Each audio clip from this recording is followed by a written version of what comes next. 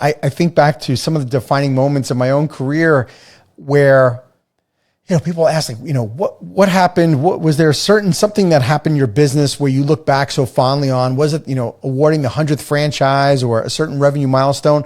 I think for me, it was the first time that I heard that one of my customers had moved.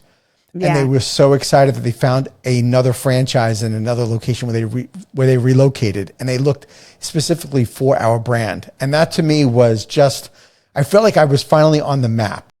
Right. Yeah. One of my favorite memories. Matt, you touched on earlier about when you guys started franchising, you did use an FSO. And I typically ask people how they find their first dozen or so franchisees. So were they existing customers or referrals, or was it the FSOs right out of the gate that got your first dozen?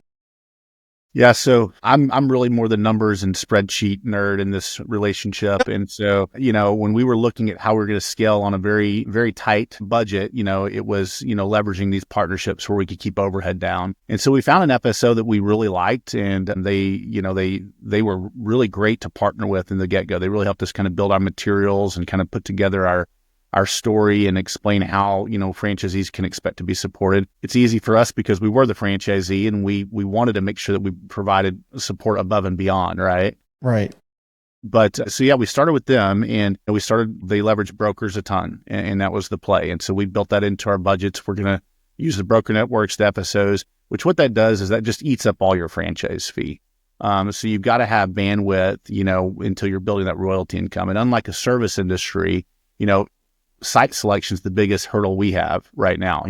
We can't sign a franchise agreement and have somebody open in 90 days. It's taking anywhere from 12 to 14 months on average.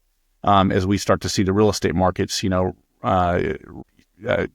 a little. Then hopefully we can drop that time down to 10 months. And so that's something we realized pretty quickly with the FSO is like, we're not going to be able to bridge that gap without bringing on additional capital, which isn't something we were very interested in doing. So we worked with the FSO. As we mentioned earlier, COVID happened. It shifted everything. So we were focused on giving virtual workouts while studios were closed during the time. We were focused on doing virtual meet the team events. And we still were able to sign 4 additional franchisees during the shutdown phase of the pandemic before we reverted back to in-person meet the teams. But it definitely slowed our growth, which in many ways was a good thing because it really helped us focus on support. That's something that's really important to Kamille and I, and we didn't have our support in order, So if we had grown as fast as we could have grown, we would not have caught that up, and it's paying huge dividends today. Our average unit volume is pacing to be 800,000 this year, and our average length of studios open beyond our legacy studios is less than 2 years. So the support is so important, and it's about putting the cart before the horse. If you go out there and sell a bunch, but you don't have the support, you're going to be in trouble, or you're going to be looking for additional capital. And we didn't want to be in that position. Yeah, that's where so many franchisors go wrong. And it's also the reason why, whether they stop franchising or they just stall out at the 50 number. Yeah. And 100%. For you all, you've already opened 50 plus. You're on your way to 110, right? If we include the ones in development. Right. And selling more along every single month. Yeah, so it's exciting. We've got big goals and big budgets for this year. We've really invested, and I know Kamille will get into this more, we've invested into the team to support and grow, to continue to drive everything. We set our company values a couple of years ago now. And one of the ones that resonates most with us is raising the bar, setting the standard.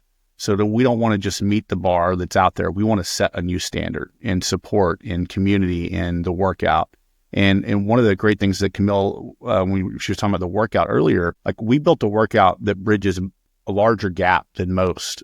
You have Reformer Pilates that's really focused on more athletic individuals, and it's hard for people that don't have some athletic base to perform. You have Reformer Pilates that's really more for the classical people, and people that want to do that's great, but they're not going to grow a lot. We bridge a gap where we can serve both of those audiences, and we can have both of those groups in a class at the same time. And based on the cueing and the workout methodology, they can all get something out of it. And so it really is a franchisor and a franchisee looking at us, that broadens your customer base. And that's a significant component to what we're offering.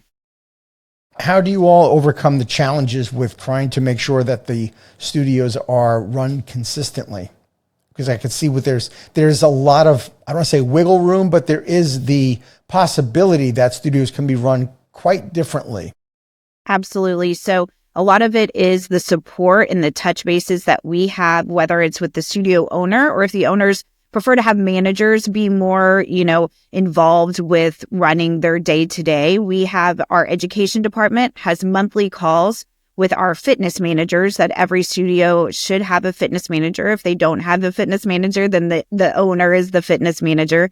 And they're the ones doing quality checks. They're recruiting new instructors. They're help coordinating the trainings. They're making sure everyone is teaching the way that they're supposed to be teaching. And then on the other end, you have your studio manager support, or if the owner wants to be their own studio manager, and it's giving them those sometimes weekly, sometimes bi-weekly or monthly calls, depending on the cadence that studio support needs, so that we can make sure that they are also getting that community feel at that front end of the house, of the sales process, of the community building. We have a boutique that's attached to our studio, so making sure our retail is looking up to par. We also grew our team with someone that specifies in retail merchandising. So making sure that what is being sold in our locations is across the board, all on brand, and it looks good, and it's making money for those franchisees. So making sure it's profitable. Matt kind of alluded to adding to the team. We continue to try to innovate of what positions are going to elevate the brand even more. So bringing on studio support, that's going to be maybe higher level. Like, how can we raise the bar of our studio managers? We can't control who franchisees hire and don't hire, but we can support who they do hire to make sure they're educated and have all the tools and resources that they need in order for that Bodybar to be successful. Because as you know, as a franchisor, we are not successful unless our franchisees are successful. So Right. making sure that we're constantly reevaluating and being innovative on our hires, our support, our tools, and our resources. What would you say about in terms of your franchise owners, the profile? I'd love to hear if you've noticed a shift from how they've differed from the beginning to how they are now. Is the traits of that person a little different, or their risk assessment of getting into business different? Are you noticing any change? I think that we, having gone through dozens and dozens and dozens of Meet the Teams now and meeting a lot of really amazing individuals, we've really kind of honed in what we're looking for and what we think we can identify and what's going to make a franchisee successful. And we are adding in some personality profiling this next year in our budget, so we can kind of start to match, top performers up. I was taught early on, if somebody has the capital and they have the desire, why turn them away from being a franchisee? I really employed that philosophy early on in my service industry days. But when you get into this brand, you start realizing the amount of work it takes to really grow the brand, and understanding that each franchisee represents proposed value for the brand. And if you are pulling away from the support for the whole to manage the few that just won't do the work, that actually deteriorates the value of the brand. Sure. So we've gotten in a position where we are more selective. We're not going to sell a Bodybar to anybody just because they have a big bank account. We have seen that the people that are most successful they love Pilates and they love people. They're passionate about their business. They're invested in it day to day. And that's the ones that are just driving crazy numbers. That's one of my biggest stories of, man, I'm really worried about this one, to the biggest success story that we can share. Right. But I think for us, it's people that have grit, which I think everybody knows in entrepreneurship, you've got to have grit. Mm-hmm. It's people that can follow a plan. I can't tell you how many times I meet with people that Meet the Team and they're like, you mean you sold a franchise and they don't do what you tell them they should do? I'm like, yeah, I don't know why, but there's people that they either can't, don't want to, life gets involved. So that's the biggest thing. When you buy into a franchise brand, you're buying into a proven business model, and we've got proof. It's in the pudding, so if you'll just follow the steps our team gives you, you're going to be successful. The quality of your success is based off of, the location you pick and the work that you're willing to put in and the team members that you hire. Yeah. And with franchisees, they're entrepreneurs, which is great. Like, that's a wonderful thing. But being part of a franchise system is part of knowing that, like, doing what our support team has told you to do, because just because it's not like a parent just saying, just do it because I said to do it. Yeah. It's really about, hey, we have tried and tested these different things, and this is what's going to make you the most successful. And so, it's such a fun group when we get together with our conference. I think our franchisees, I mentioned as we closed out our last conference, like we have such a great group of franchisees that do care about people. And it's just making sure that we continue to find those individuals as we grow the brand as people that I think, loving Pilates is great, but really loving people, in whether that means your staff or the actual clients you interact with, or hopefully both, But that's really what makes our brand special, and is, I think, why we've been so successful so far. What about the breakdown of franchise owners that are, it's manager owned versus them that are, the owner operator? Yeah. I mean, I don't know the exact percentage, but I would say probably, what do you think? 40% or more manager run? Yeah, I was going to say 60% or more owners involved. And when we say involved, it doesn't always mean that they're the ones instructing classes. They may just be like, they come into the studio every day, and they do have managers that might run the day-to-day, but they're there and they're visible and they're building relationships with the clients and with their staff.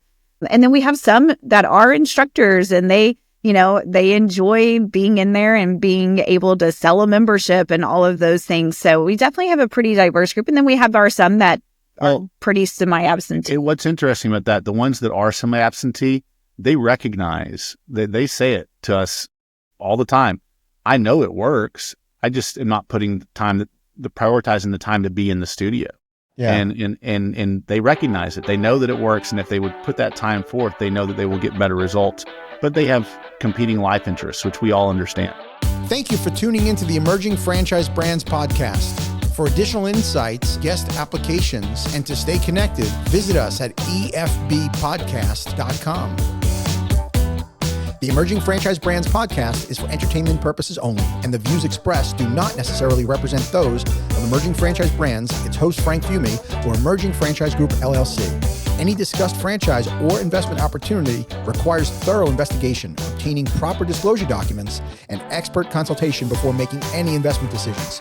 The podcast and its host do not offer professional advice or endorsements, and they hold no responsibility for actions, representations, accuracy, or consequential damages related to the podcast content.